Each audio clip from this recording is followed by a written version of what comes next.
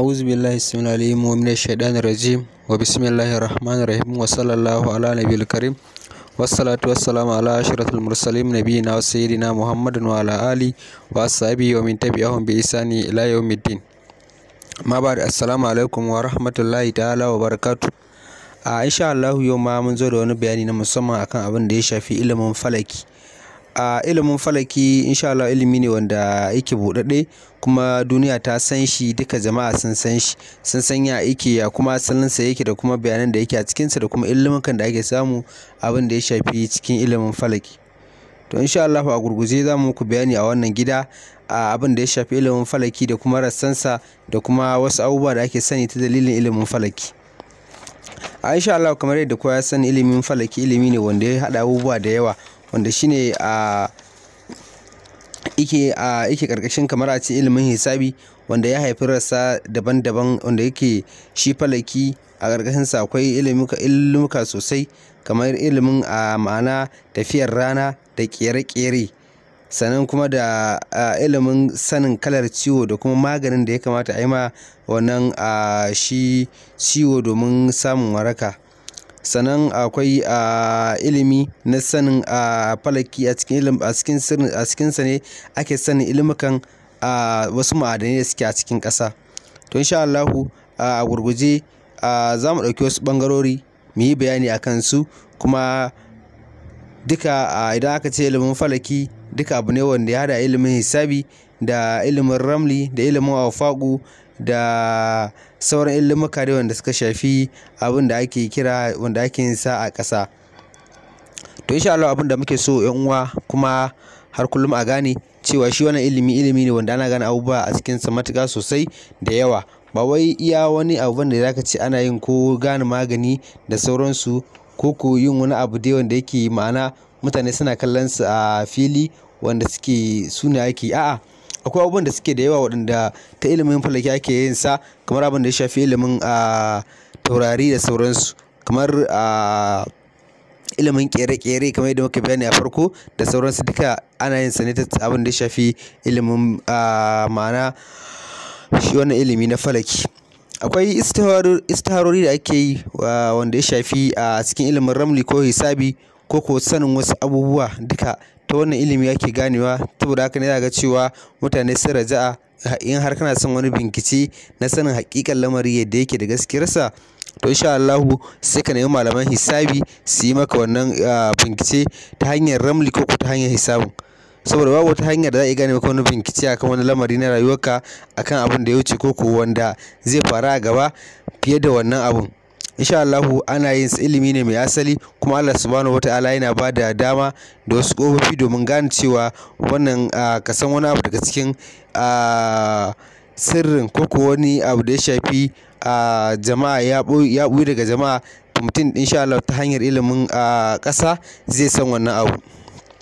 Akwai malamai da yawa waɗanda suka shuɗe a baya waɗanda ma'ana sun zo da ilimin hisabi da falaki da sauransu, sun yi ilimuka sosai, sun rubuta littattafai da dama insha Allahu. Kuma a gurguje za mu kawo muku bayanan waɗannan malamai a nan gaba, da yanzu muna ɗan yin bayani abin da ya shafi ilimin falaki, kuma abu ne wanda yake mun kawo sa ne domin samun jama'a su samu fa'ida da kuma ƙara ba da goyon baya akan abin da ya shafi ilimin falaki da hisabi da ramli da sauransu, da irin awfaƙu na ilimin ma'ana haɗa hatimi. Za ka samu mutane da yawa suna ƙoƙarin a yi musu istihara ko a yi musu wani bincike akan rayuwarsu na abin da ya shafi ta hanyar ramli da ko hanyar hisabi. To insha Allah wannan hanya ce nan wacce idan aka yi maka wani bayani ko aka yi maka wani bincike a take ana za a iya gane maganin da za a yi maka. To mutane yawanci abin da idanun jama'ar mu yanzu shine yawancin turawa sun karɓa abubuwa ya bar hannun mu, sai sa ake ganin abubuwan kamar ya zama haramci ne da sauransu. Idan ka ɗauki magunguna da bature yake haɗawa na wanda ake sawa a kemis ko ka same su a asibitai, so idan magunguna idan ka tsaya kalle su, to abin da yake ainihin asalin wannan magunguna malaman hisabi su ne suke haɗa waɗannan magunguna. Duka malamin falaki ya san wannan sirri kuma da lamarin yake kenan. Akwai wata rana da ake samun ƙwaya ɗaya a shekara, wasu ita ce za a iya cewa rana ce nan wasu take ta wannan rana ake samun dukkan wani magani. Idan aka samu wani rana a shekara ɗaya, za a samu duk idan mutum ya je ya shiga cikin daji, dukkan ganyen da ya nuna, to insha Allahu yace ina son yi magani kaza, to wannan ganyen haka zai kasance. To saboda haka ta wayannan hanyoyin suke samun magunguna da sauransu. Saboda haka idan ka tafi ma'ana ka kalli ƙasashen turai a yanzu, ci gaban da suke samu, za ka samu ko da asibiti ne suna da ƙwararrun malamai na hisabi, waɗanda in aka zo aka samu ciwo ya fi ƙarfin malamai ko wasu likitoci, idan aka zo aka sa hanyar hisabi sai a gane ga ciwon ga kuma ma'ana maganinsa. Saboda haka ne za samu musamman mu nan gida Najeriya, idan mutum ya yi ciwo ya fi ƙarfinsa, za ka an ce a fitar da shi ƙasar waje. To don fitar da shi ƙasar wajen ba wai wani abu suke ba, malaman hisabi ake samu su gane mai haƙiƙanin ciwon. Saboda wani ciwon za a samu ba na asibiti wani, an je asibiti ana ta neman magani wanda zai kasance su kansu likitocin ba su fahimci ma mai ciwon ba, balle su gane mai maganin. Saboda haka sai a kai mutum ƙasashen waje, sai ga cewa an je kai tsaye an gane mutum ga ciwon da yake damunsa, kai tsaye za a fitar da magani, za a yi masa magani, sai ga mutum ya dawo ya warke, ana sha'awar abubuwa a ƙasashen waje. Wanda mu nan gida Najeriya muna da ilimukan, to amma me za ka samu saboda yanayin yadda ake sukar abun da kuma ƙalubalantar abun, rashin yarda da shi da abubuwan da suke ciki, sai sa malaman su ma ba sa fitowa domin su yi wannan abu.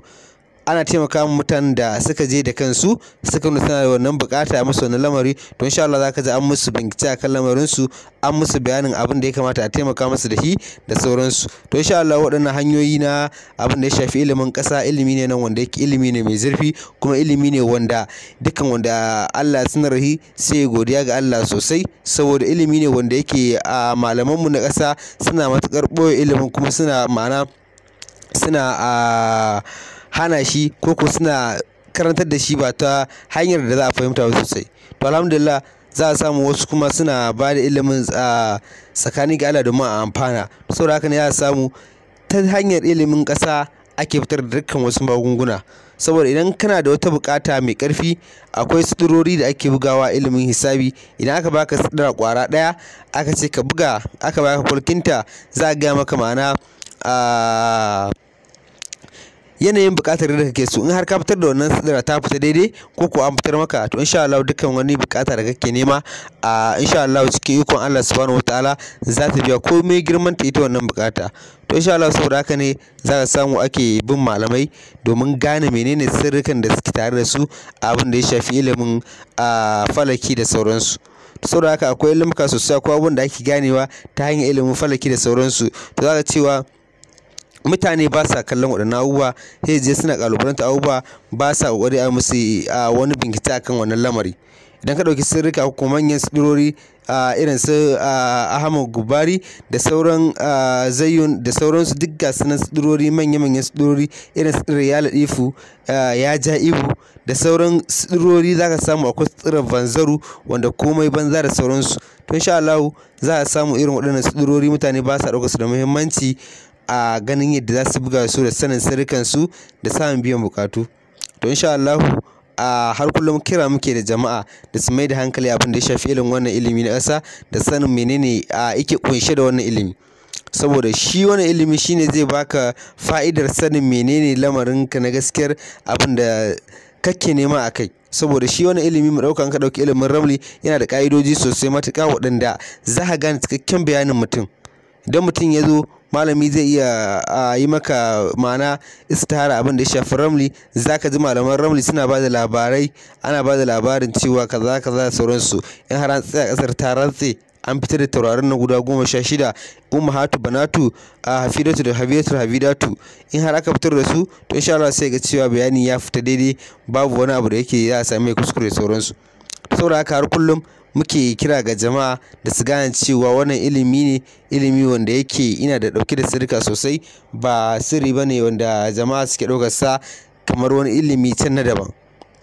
To insha Allah dole ne kowane mutum wanda yake buƙatar wani taimako, ko wani wata buƙata ta biya, ko wani ciwo wanda ya ƙi cinyewa, dole ne sai an nemi malaman hisabi, su ne suka san ligga da hanyoyin da za a iya fitar da wannan sirri kuma a sami biyan buƙata cikin ikon Allah subhanahu wataala. take za a gaya maka sirrin maganin da zaka yi, ko wata aya ce ta alqur'ani. Idan ka dauki hatimi za a iya gano aya ta cikin alqur'ani mai girma, a zo hada ta narka ta da wani suna sai a fitar da hatimi, sai ga an samu biyan bukata akan lamarin. Ko wani itace ne, saboda shi ilimin hisabi abin da shafi falaki ya haɗa ilimuka da yawa, za su samu ta hanyar ilimin hisabi za a iya gane cewa ga wani itace can daban wanda zai iya zama maganin kaza. To insha Allah sai ka samu mutane idan aka bi wannan hanyoyi an samu biyan bukata, kuma abin da aka sa a gaba kuma cikin ikon Allah sai ga bukata ta biya. To insha Allah kai tsaye za a gane cewa kamar idan ka ɗauki abin da ya shafi shi yin ma'ana kamar yin istihara, akwai hanyoyin da ake yin istihara da yawa sosai. Ma'ana kamar za a samu akwai yadda ake yin istihara ta hanyar hisabi, da kuma yadda ake yin istihara ta hanyar huɗuba. Akwai huɗuba da ake yin ta, ita ma istihara ce wacce take ta zo a cikin littafin Hisnul Muslim, wacce da sauran littafai na magabata wanda tana bayanin cewa yadda ake istihara da kuma yadda kowanne hanyar bayanin ta yake da sauransu. To insha Allah sannan akwai abin da ya shafi yin istihara da alkur'ani mai girma. Akwai hanyoyin istihara da alkur'ani mai girma, hanyoyi da yawa sosai matuƙa. Akwai wanda zaka samu hanyoyin suna ɗaya. Akwai hanyar da muka sani tana cikin ilimin ramli, ana amfani da ita. Akwai kuma hanyoyin istihara da yawa wanda suke ana yin ta alkur'ani mai girma, kuma su ma ana samun fa'ida, ana fahimtuwa da abin da ake nema a bisa lamarin. Sannan akwai yi da ake istihara da yin ta ma'ana da carbi. Ma'ana idan ka ɗauki carbi ƙwara ɗaya haka, ko carbin ka guda 100 in ka ajiye sa, shi ma zai baka wasu batu ne ko wani bayani ne abin da ya shafi istihara da kuma bayanin da za a samu. Saboda haka wasu malaman suna yin amfani da carbi ne ma akan hukuncin ilimin ramli, sai su amfani da shi abin da ya shafi istihara. To insha Allah akwai hanyoyin istihara daban-daban waɗanda mutane ya kamata a ce sun san su da sauransu.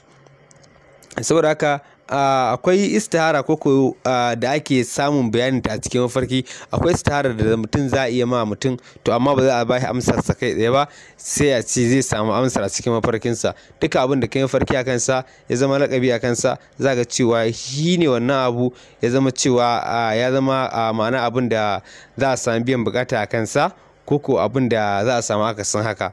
To insha Allah duka ta hanyoyin mafarki ana iya gane waɗannan, saboda idan za a lura baya mun fara kawo sirrika da suka shafi fassarar mafarki da sauransu. To insha Allah a gurguje za mu dinga kawo su ba tare ɓata lokaci ba insha Allah, domin yan uwa su amfana. Wannan shine burin mu, domin a gane me muke kawo na wani sirrika da sauransu, da kuma taimaka ma yan uwa waɗanda suke yan uwanmu ne almajirai, suna da buƙatar taimakon sanin sirrika irin waɗannan, da kuma waɗanda suke ba almajirai bane, ya kamata maimakon a ci ka jira wani ya maka, kai ma an ka ji wasu sirri da kanka, to za ka iya yin bayani, ma'ana za ka iya fahimta kuma ka yi bayani akan abin da ya shafi sirrinka.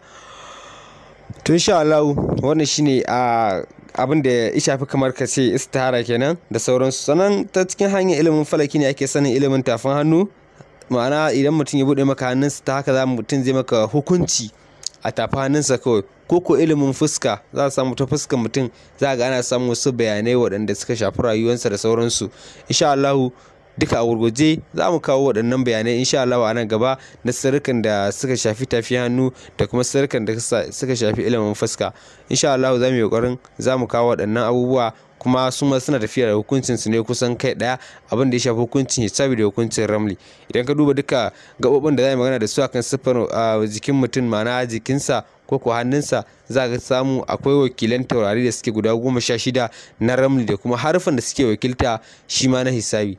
To insha Allah idan muna tare za mu kawo muku waɗannan sirrika sosai, kuma insha Allah abin da ya shafi ilimin ramli shi ma kwanan za mu fara yin tun daga mataki na 1 har zuwa inda ya sauka, domin yan wasu amfana daki-daki, da kuma abin da za mu yi shi a bisa ma'ana hanyar da za a amfanar da jama'a kuma su fa'idantu cikin ikon Allah subhanahu wata'ala. Insha Allah akwai sirrika sosai ma'ana da suka shafi ma'ana kamar akwai sanin wurdi akan kowace biyan bukata. Idan aka zo ma'ana aka yi ma mutum ma'ana istihara akan lamarin rayuwarsa, aka masa bincike, a gane cewa ga wata matsala take faruwa da shi, ko wani abu ne na nasara zai samu a gaba, to akwai da ake fitar da wurdi a gane cewa wani wurdi za a yi domin wannan abu ya tabbata, ko wannan abu ya kau. to insha Allah duka ta hanyar wannan ilimi ake ganewa cewa daga wannan sai wannan, daga wannan sai wannan, saboda samun ingancin abin da kuma falalar abin da samun biyan bukatunsa sosai. Sannan abin da ya shafi ilimin hisabi, ma'ana ilimin falaki, shine za ka iya sanin yadda duniyoyi ma'ana guda tara suke, ma'ana duniyoyi guda tara. Idan ka duba akwai malaman geography abin da ya shafi karatun boko, za ka samu akwai duniyoyi guda tara da aka sani. Insha Allah wa'annan duniyoyi suna yi kira kamar 9 planet kenan, 9 planet. To insha Allah ta hanyar ilimin falaki aka san su, kuma ake bayanin su da kuma yadda ake zuwan wasu daga cikin su ake samu wasu bayanai. Duka ta hanyar ilimin falaki za ka samu ake ta samun waɗannan sinadarai da kuma yadda lamarin yake. Sannan za ka samu akwai duniyar rana da duniyar wata, duka za ka samu akwai makamantansu akan abin da ya shafi waɗannan da sauransu. Insha Allah. Sannan wannan shi ilimi sanin ma'ana lokacin da ma'ana rana take fitowa daga da take faduwa, ma'ana ta hanyar ilimin falaki za ka gane cewa lokacin da rana za ta fito da kuma lokacin da za ta fita a kowanne rana da sauransu insha Allah. Saboda haka ne za samu ta hanyar ilimin falaki ake gane waɗannan abubuwa, ba wai ka kalli agogo ba. Agogo shi yana lissafi ne na abin da aka saita sa na kwana ɗaya, to amma lokuta suna iya canzawa lokacin sallah da sauransu. Saboda haka ne ya ga malaman hisabi da sauransu suna gane cewa ga lokacin da ya kamata a yi sallah azhur ko sallah subahi da dai sauransu. To insha Allah ta wannan ilimi ake gane waɗannan abubuwa, ba wai ta wani abu can daban ba, ko ta wani abu wanda ba za a fa'idanta da shi ba. Wannan shine abin da ya shafi wannan. To akwai abubuwa da yawa. Sannan akwai sanin rana a wannan ma'ana burji take. Idan kana son gane cewa rana tana burji kaza ne, insha Allah idan ka bi ta wasu hanyoyi ilimin hisabi za ka gane cewa burjin da rana take da kuma yadda take gudanar da lamuranta da sauransu. Ta hanyar ilimin falaki ne ake gane cewa da rana ba ta da lafiya, saboda za samu rana tana rashin lafiya. Malaman fiqh sun kawo misali har da yadda ake yin ma'ana wankan wannan irin wannan sallah da sauransu domin kisfewa hasken rana. To insha Allah haka yake, za ka samu ana samun waɗannan bayanai da za ta ciwo ko wata zai ciwo, ana gaya mutane tun kafin lokacin. Za a samu an ce kamar gobe wata zai ciwo ko rana za ta ciwo, sai ga mutane an tashi da addu'o'i akan wasu lamura. To insha Allah duka ta wannan hanyoyi ake ganewa. Kuma idan ma'ana ita rana za ka samu tana da wasu lalurori take da shi kamar guda 4 a shekara, tana yin su guda 4 ne nan wanda mabambanta ne, malaman hisabi sun san su, kuma insha Allah kuma za mu kawo bayanin su a wannan gida ba tare da ɓata lokaci ba insha Allah, domin yan wasu ma su amfana. Sannan akwai lokuta da suke ma'ana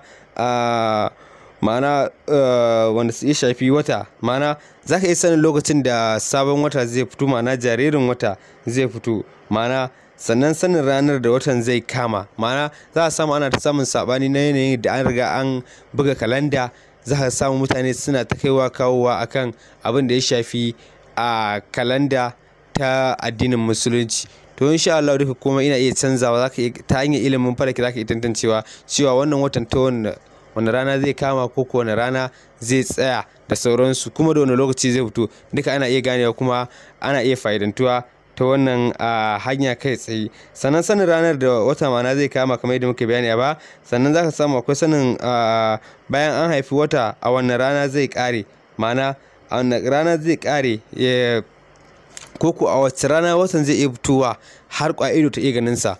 So za samu wata ya fito amma mutane ga shi a lissafi ya fito, malaman hisabi sun gane wata ya kama, to amma sai ka samu mutane sai su ce ai ba su gani a idansu ba. Saboda haka za ka iya gane cewa wannan rana ne nan wata kwana 1 ne ko 2, za a iya gane cewa zai iya fitowa wanda mutane su iya ganin sa ido. To insha Allah shi ma wannan za mu yi bayanin duka da lamarin suke da sauransu, kuma dole a gane cewa ga yanayin yadda ake binciken da kuma yadda ake samun biyan bukata a daidai irin waɗannan sa'o'i da sauransu, saboda abu ne nan mai matuƙar muhimmanci da sauransu.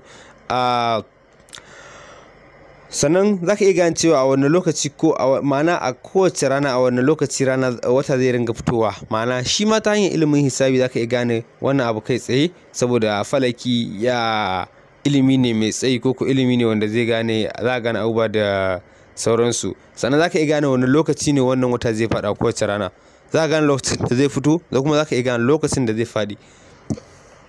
Saboda haka ne dole ne sai an tsaya an yi nazari sosai da kuma yadda lamarin abin yake da kuma yadda za a samu fassararsa da sauransu. Sannan sanin wata ma'ana kwana nawa yake a kowane burji, ma'ana kuma daga wani burji zuwa wani burji yake tafiya, ma'ana duka zaka iya ganewa ta hanyar abin da ya shafi ilimin hisabi. Kwana nawa yake yi akan minzila, ma'ana akwai minziloli guda 28 za ka samu, to kowane wata kwana nawa yake yi akan minziloli, ma'ana lokaci yake canzawa da minzilon, ma'ana ka san lokacin da yake canza da sauransu. A kowane minzila aka haife shi, ma'ana a wacce minzila aka haifi wannan wata. So za ka samu duka, za a san yadda lamarin yake da kuma yadda bayanan abin suke insha Allah.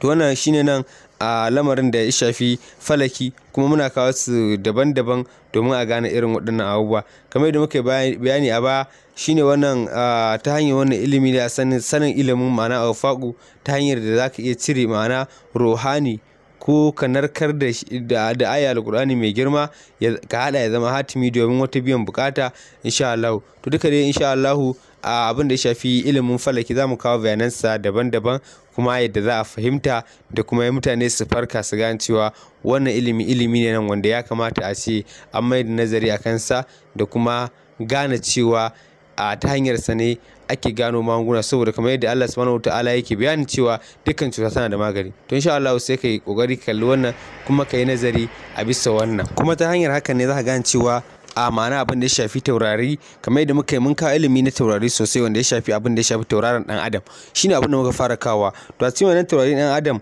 ma'ana mun kawo ma'ana abin da ake ma'ana guda 9 wanda suka shafi tauraron dan adam ne da kuma yadda rayuwar su take tafiya.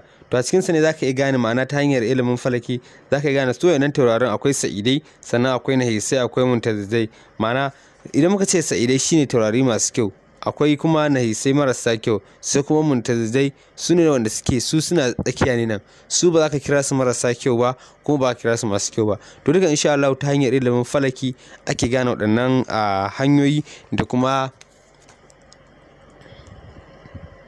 ma'ana da kuma yadda suke kai tsaye, yadda za a gane su, da kuma hanyoyin da ake samun waraka ta abin da ba a buya, abin da ba gane ba insha Allah.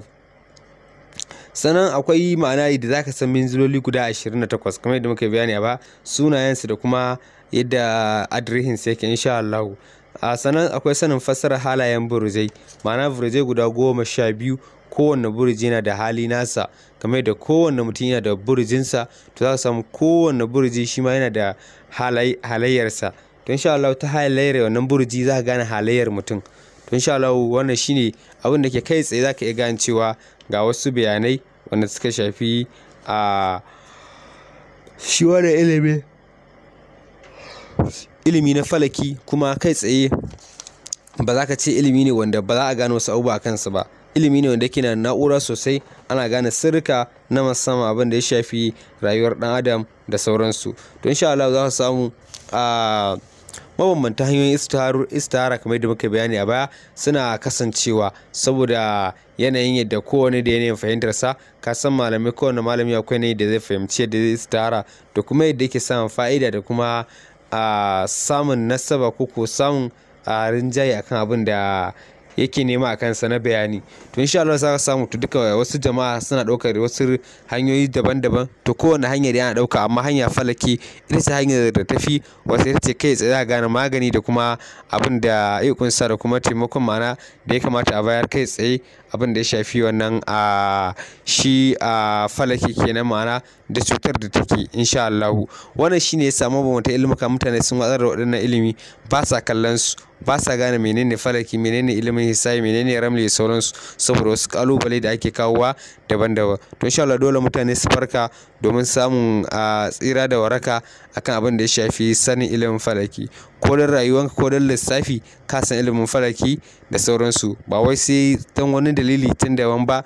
Za ka samu mutane suna kalubalanta abin ne saboda wasu suna yin ilimin ne saboda wasu hujjas ko wani dalili nasu, ba suna yi bane dan Allah ko dan ci gaban addinin su da sauransu. Wannan shine abubuwan da yake damun mutane, ake samun sabani kala da kala akan abin da ya shafi irin waɗannan. To saboda haka dole ne sai mun farka mun gane menene hanyoyin da zamu bi domin samun waraka akan abubuwan da suka shafi rayuwar mu da dai sauransu. Wannan shine bayani a takaice a bisa wannan, kuma insha Allah kamar yadda na yi muku bayani a baya za mu fara kawo abin da ya shafi ilimin ramli ba tare da daɗewa ba. insha Allah za mu fara kawowa tun daga mataki na farko, tun daga muƙaddima zuwa a ma'ana mataki na ɗaya har zuwa abin da ya isa waka wanda za mu yi domin mutanen da suke ma'ana ba su fahimci ilimin ramli ba koko ba su taɓa yin sa ba to su koya domin yana da matuƙar muhimmanci a rayuwa. Shi yasa za mu kawo sirrin domin ma'ana za mu kawo karatukan domin 'yan uwa su amfana kamar yadda wasu daga cikin mu suke amfana. Alhamdulillah, domin neman ƙarin bayani insha Allah za ku yi magana a number waya a 09169020915. insha Allah za ku yi magana kai tsaye ta WhatsApp a wannan number da muka faɗa, ko kuma ku kira kai tsaye insha Allah. Har kullum almajirin ku Musa Almusawi nake muku bayani a wannan gida, kuma muna roƙon Allah subhanahu wataala ya ci gaba da mana muwafaqa a dukkan lamuran mu a nan duniya da kuma gobe lahira. Subhanakallahumma bihamdika ashhadu an la ilaha illa anta astaghfiruka wa atubu ilaika. إن الله وملائكته يصلون على النبي يا أيها الذين آمنوا صلوا عليه وسلموا تسليما.